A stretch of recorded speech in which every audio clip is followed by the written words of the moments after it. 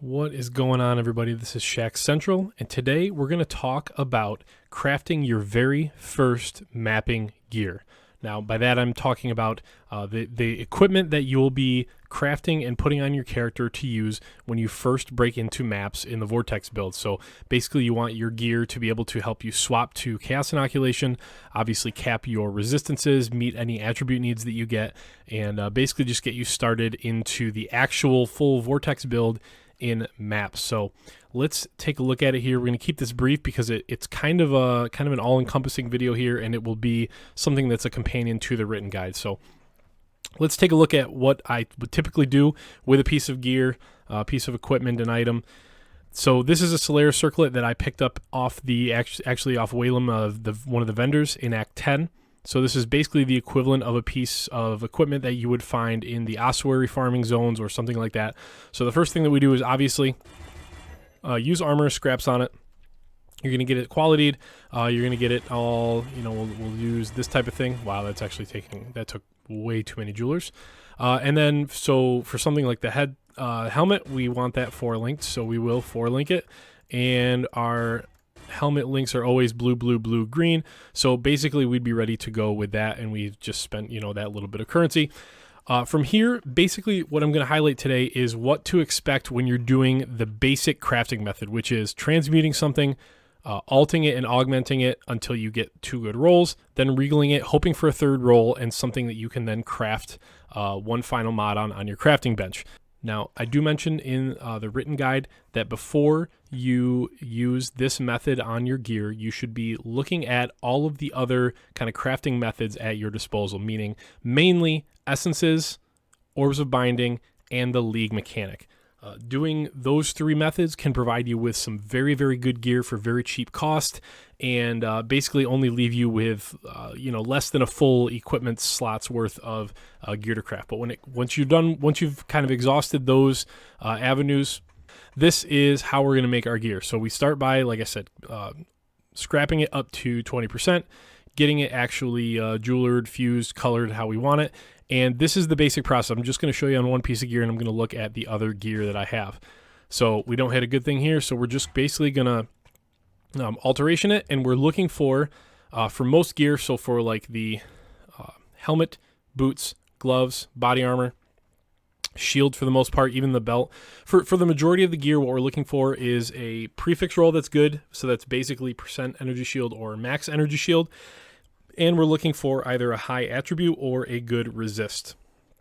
Now, if you get a really, really high roll on one of those 2 things, you can regal it even if the other mod is bad. So this is not that great. This is like tempting to regal. We don't really need to regal this. But this would be an example of one that you could regal and try to hit a resist. But we're just going to keep alting it and look for something a little better.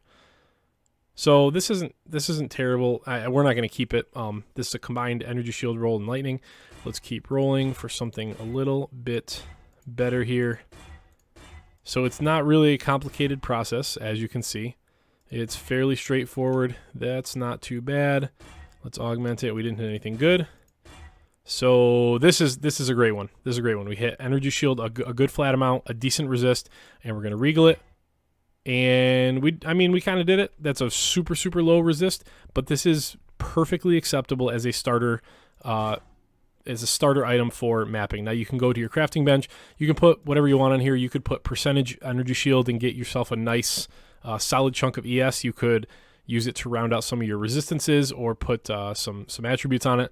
Whatever you want to do for it. Hey, this is Future Shack, kind of mid-editing, and realized that I completely forgot to say something about your bench crafts, and that is you can feel free to use your bench crafts on your wand and any piece of equipment that has sockets in it right away. So most of those are going to be crafting like damage over time, for instance, on your wand, or flat or percentage energy shield on your socketable equipment. But for your accessories, your belt, amulet, rings, and possibly even your shield, save those bench crafts until the end when you can add up and figure out what resistant attributes you're going to need to shore up, and then you can do all those crafts at once and make sure that you hit your resistance goals. Okay, thanks.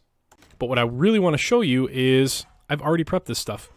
So I went through and went in the ossuary, and I grabbed 2 full sets of equipment. So you can see the one that I'm wearing because I wanted to show this one, and then a second whole set, and I've crafted every single one of these pieces using purely this method. So getting it qualityed, getting it jewelered, fused, colored correctly, and then using transmutes, alts, augments, and then regaling. And if we hit something really, really bad on the regal, then we would scour it and just start over. So we did that with literally all of these pieces of gear, 2 full sets of equipment. And what I wanted to show you was, the reason I have it on is just to show you it does leave us resist capped, actually over resist capped, because on the build that I actually have some resist taken on the tree. So we're actually over capped here. And while I was kind of going over this, I just wanted to show you that both sets of gear will actually leave us resist capped, which is really, obviously, it's exactly what we're looking for. So yeah, it's not that complicated of a process. That really is all there is to it, is building up enough currency to be able to, there you go. You can see we are capped on resist. So let's look at these gear pieces. So it's nothing special. Basically, most of them have, I think all of them actually have 4 mods on them. Some of them have like combination mods, you can see there. So it's really 4 mods. Some of them have 2 lines in each mod, but every single piece of gear here has 4 mods on it. We did the exact method that I was just talking about. Note, I did make both of the body armors 5 links too, so there is a price factored into that. But what I did was I tracked every single piece of currency that we used to do this. So let's take a look at that. I'll include a link to this obviously in the description so you can check this out, but this is literally every piece of currency that I spent on this gear to get it prepared. The first set of armor, the first set of equipment's in red, the second set is in green, so you have a little bit of comparison. You can see the craft that I chose from the crafting bench, and note that some of these crafts are a lower tier. I didn't choose any crafts on the crafting bench of any tiers that you get in maps, because obviously you won't have those. So for instance, the flat energy shield roll, I took tier 2 that you get in the second part of the axe. I didn't take the tier 3 that you get in maps, things like that. So, same thing for what is it, attributes maybe, moose speed, I don't remember which one, but yeah, if you could only get it in maps, I didn't put it on the gear. So just a couple things to note: there is a ton of variance, right, to make these 2 different 5-link body armors. The first one took a bunch of jewelers, the second one took a bunch of fusings. The first one actually hit almost immediately. We literally used 1 alteration on it. It was insane. The second body armor took a bunch more. So yeah, you can kind of see in some of these, like the boots, we got good movement speed or good rolls very early on. We barely had to spend any currency. Some of them took a lot more. You see the difference in helmets here is a almost 24 alts.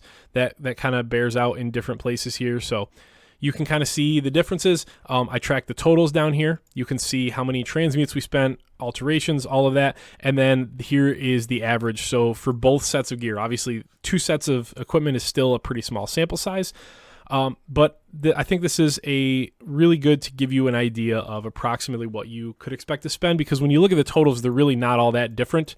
Once you add up all of them, there obviously are some variance, but they end up being fairly close together over here. The jewelers and fusings are much more of a crapshoot. You can see here, they basically are pretty much opposite each other and pretty far apart. But the message that I want to give you is this is very, very much like sort of the high end of what you would expect. The reason I say that is I crafted every single piece of gear using this method. And like I said, if you use the League mechanic, if you use your essences, if you use your orbs of binding, you are very likely to get some gear for much cheaper than this. And you, for instance, maybe you end up rolling gloves and this whole thing where we ended up spending, a couple dozen alterations on each of the gloves. Maybe you have a glove that you found in Act 9 from the League mechanic that ends up being really good, something like that. So yeah, use this as a general guide of what you might expect to spend when you're crafting your own gear, but it's as simple as that. Use the League mechanic, use essences, use orbs of binding, and once you've exhausted those, just do this method and you can end up with some very nice gear for yourself to break into maps. So with that being said, that's going to do it. That's all I had. I just wanted to toss out, a quick another 9-10 minute video to kind of show you how to get your gear and break into maps with Vortex. You can catch me doing basically demos of this process over the next couple of weeks on Twitch. Last night we started a 2-week SSF project where we're just basically trying to see how far we can get with Vortex in 2 weeks of just regular playing and streaming. So we're actually going to be hitting this part tomorrow. I'm in Act 8 or 9 right now with the Vortex build. So yeah, you can catch me on Twitch at Shack Central. But I will see you guys in the next one. Have a good day, everybody. Bye.